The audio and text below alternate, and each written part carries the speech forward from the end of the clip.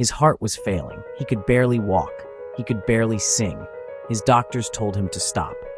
In 2005, Don Ho flew to Thailand for an experimental stem cell procedure that wasn't approved in the United States. They multiplied cells from his blood and injected them directly into his heart. "It was my last hope," he said. Less than 2 months later, he was back on a Waikiki stage. He was 75 years old. But here's what people never understood about Don Ho. He didn't plan any of this.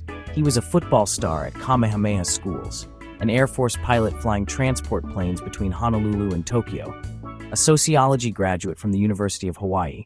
When his mother got sick in 1959, he came home to save the family bar, a tiny, struggling place in Kaneohe called Honey's.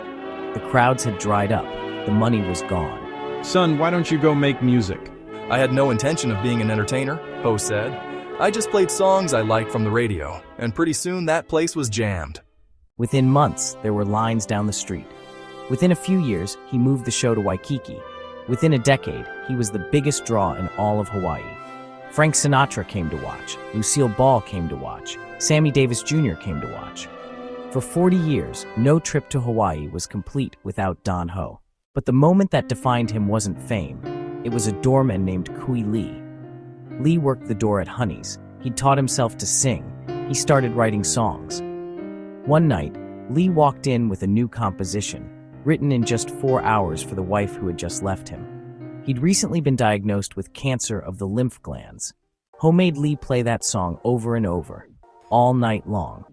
"I sat up all night, absorbing the essence of what he was writing about," Ho said later. The next day, he arranged the music with his band. That night, he performed "I'll Remember You" for the first time and brought Kui Lee on stage.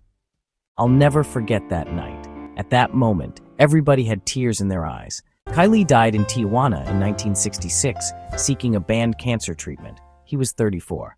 Elvis Presley loved that song so much, he performed it during his 1973 Aloha from Hawaii satellite broadcast, seen by over 1 billion people in more than 40 countries. The concert raised $75,000 for the Kui Lee Cancer Fund.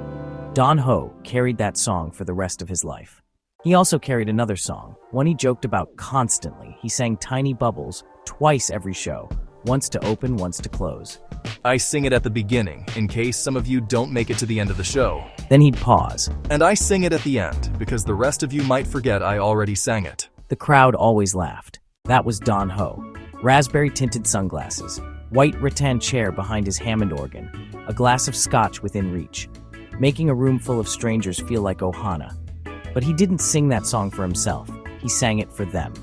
For every honeymooner, every soldier on leave, every family who saved for years to see Hawaii just once. He gave them the soundtrack to the best week of their lives. "Hawaii is my partner," he told the Associated Press. On Thursday, April 12, 2007, Don Ho gave his final performance at the Waikiki Beachcomber. The show was sold out. He received a standing ovation. Promoter Tom Moffat went backstage afterward and talked with Ho for nearly 2 hours. Don was in great spirits, Moffat said. He was fine. 2 days later, Don Ho died of heart failure. He was 76.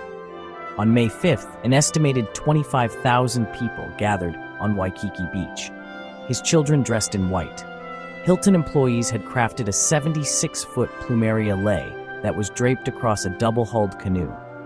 The Honolulu Fire Department sent a fireboat for a water cannon salute. A Hawaii Air National Guard F-15 flew overhead. His ashes, wrapped in Thai leaves, were carried by his children to the water and scattered half a mile offshore. Flowers cascaded from a helicopter above. Governor Linda Lingle stood before the crowd. Hawaii has lost a true island treasure. And then his daughter Hoku stepped forward. Her name means star in Hawaiian. She sang through tears, "I'll remember you." Some people entertain a room. Don Ho became the room. He became the sunset.